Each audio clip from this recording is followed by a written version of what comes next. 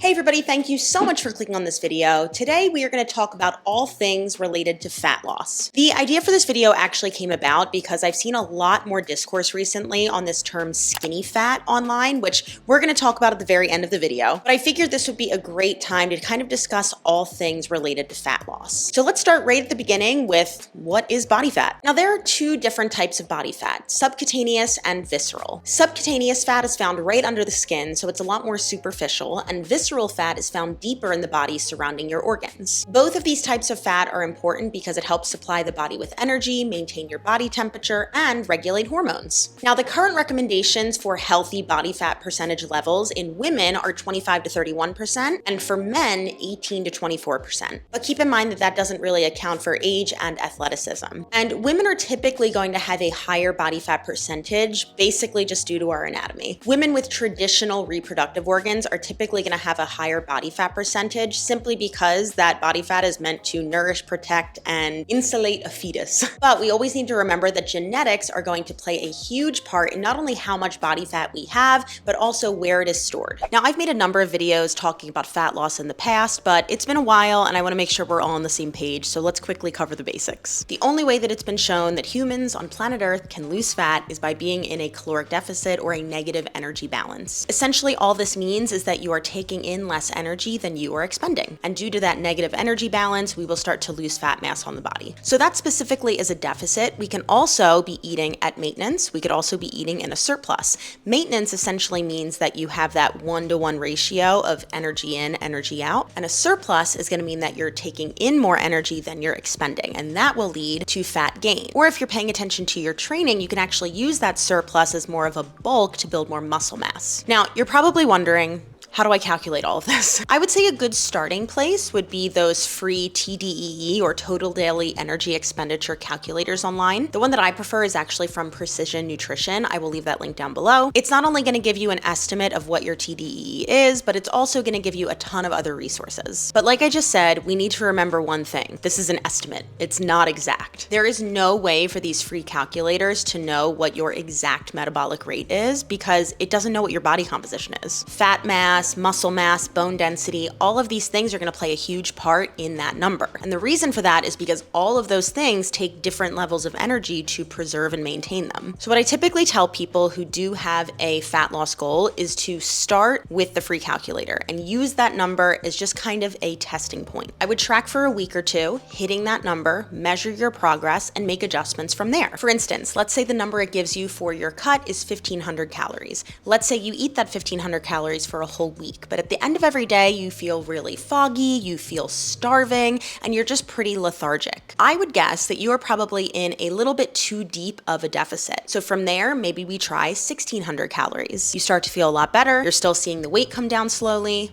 All is well. The same thing can work on the flip side. Let's say your deficit that's given to you is 2,000, but you actually notice you after 2 weeks don't lose any weight and you don't see any changes to your body composition. I would then see what happens if we go down to 19 or 18. And I know that that can be frustrating, but we also need to remember that our metabolism changes every single day. So the best thing we can do is have a basic understanding, a basic guideline, and do our best. And this is part of the reason why a lot of people say, oh, calorie deficits don't work for me, or calories in, calories out doesn't work. And it's because people rely 100% on the number that these free calculators put out, but it's not actually accurate. Now, let's say you don't like calorie counting. I actually made an entire video talking about how to track or how to get into a deficit without counting calories, so definitely watch that if you want. But my basic tip is to really focus on your plate composition. So that's gonna kind of account for two things. Number one, your portion sizes. You can actually track your portion sizes by using your hand. This is another thing that is broken down in that Precision Nutrition calculator. I would recommend making sure that you have 1 to 2 servings of protein and vegetables at most meals, and making sure that you have really high volume meals. Let me explain. If you're eating a meal that is really highly concentrated calorically, but it's not really a big plate of food, it's not gonna leave you feeling super satiated. It's the difference between like a big ass salad versus a Big Mac. The salad is gonna take you a long time to eat, a longer time to digest because of the fiber content,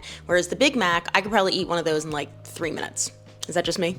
So that's kind of the nutritional portion of fat loss. And that is, in my opinion, and a lot of other professionals, the number one thing that you should be focusing on if you have a fat loss goal. Adjusting your nutrition is going to be the easiest thing to control. It's also going to have the biggest dent in your day. But there are some other things that I would always recommend to people if they do have a fat loss goal that they can start to add in as they get better at those small habits that they're doing with their nutrition changes. Number one, make sure you are getting enough quality sleep. Typically for most people, it's going to be 7 to 9 hours a night. Obviously, that is easier said than done. And your sleep is going to be important for a number of reasons. But one of the biggest things is that it's actually been shown that your hunger hormones are better regulated when you have better sleep. Daily movement is another great way to help support this goal. If you're currently only taking 2,000 steps a day, maybe you start to try and take 3,000 steps a day. And then after a few weeks, maybe you try and hit 4,000. Then after a few more weeks, maybe 5,000. Obviously, this is just an added energy expenditure, but on the long-term health side, it's actually been shown that people who take between 7,000 to 8,000 steps a day on average, their risk of chronic health issues plummets way down. So if we can zoom out and even just look like long-term, having more steps in your day between that 7,000 to 8,000 range is going to benefit your long-term health. Obviously, I couldn't get away without saying it, strength training. Obviously, strength training has a lot of benefits in regards to fat loss. It's not going to, let's say,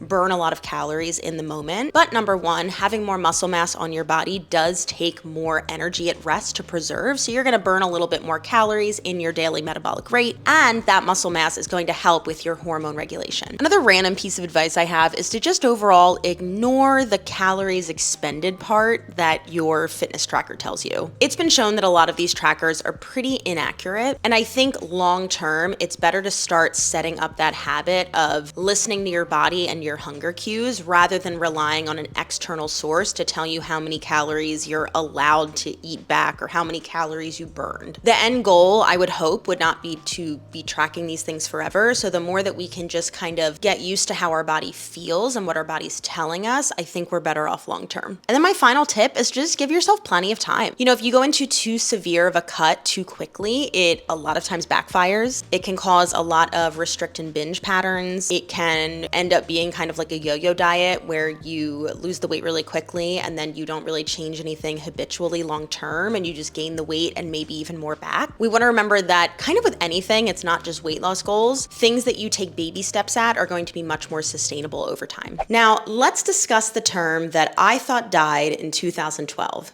Skinny fat. This is essentially a term that means someone presents as thin and healthy on the outside, but on the inside they have very low muscle mass and maybe even very high fat mass. So let's chat a little bit about why this could be risky for your health. Higher amounts of body fat can lead to insulin resistance, high cholesterol, and high blood pressure, while low muscle mass can lead to hormonal imbalances, risk of injury, and lower bone density. While I appreciate the acknowledgement that someone's external appearance isn't necessarily a good indicator of their overall health, there has to be a better term than this, right?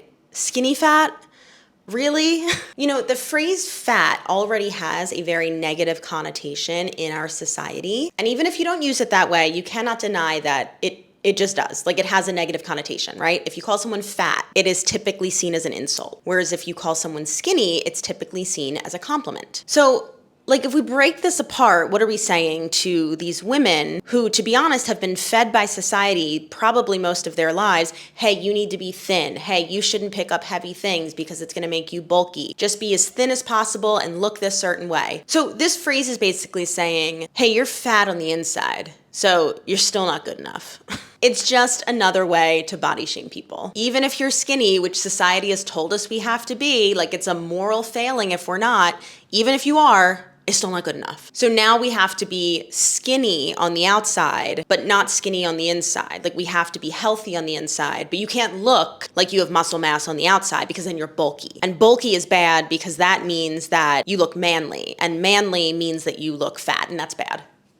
Obviously, in general, we just shouldn't be commenting on other people's bodies, but like, maybe there's just a different phrase we could be using. So instead of a post saying, hey, here's what to do if you're skinny fat, how about, hey, here's a post about how to build some muscle mass. Here's a post about how to lose some fat mass. Here's a post about how to build a sustainable fitness routine for your long-term health. But no, that doesn't get clicked. No one pays attention to that. Instead, we need to continue to make our bodies a constant moral failing, because that is the only way that companies know how to sell products, that influencers know how to sell their bullshit, and that women have always existed in this society.